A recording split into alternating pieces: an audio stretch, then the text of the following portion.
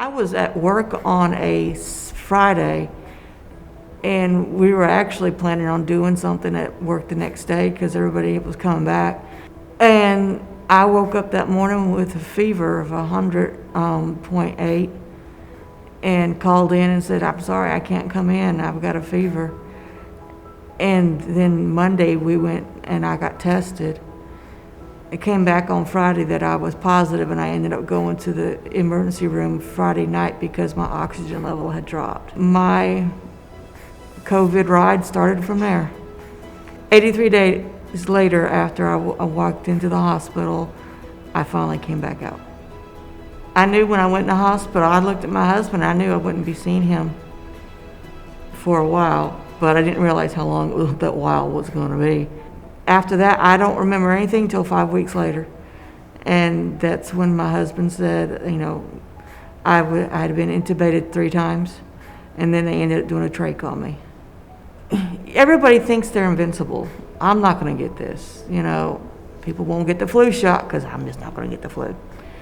It always seems to take everybody by surprise when they get it, even though they've been warned about it. You take all the precautions that you're supposed to take, and you still get it. There's nothing, nothing you can do about it. You just got to roll with the punches and fight it. Nobody wants to put their family through that. Wondering if you're going to be able to walk out of the hospital or not. Because I know emotionally it was draining.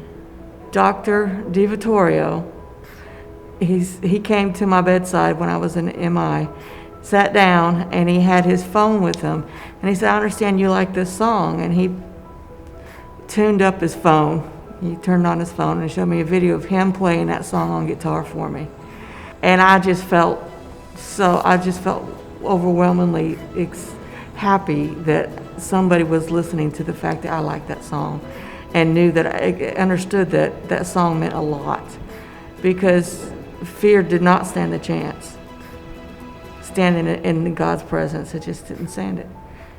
And it was beautiful. It really was, that he would take that time to do that. I finally got to see my family. I got to see my husband and one of my daughters on Family Education Day 2 days earlier. I hadn't seen him in 80 days, and then it was emotional because there was a lot of people out there cheering for us to, be A, reunited, and B, I was actually able to leave the hospital. And from my understanding, a lot of COVID people that go in don't actually get to come out. And then when they do come out, it's a long journey. And it has been a long journey, but it's been I'm very humble and grateful for it. If it were not for the doctors here doing what they do here at Infirmary Health and the nurses, there would be a different outcome altogether. And I'm very grateful for that. Right now I'm doing physical therapy to walk better without the walker, and hopefully to strengthen and get the endurance up.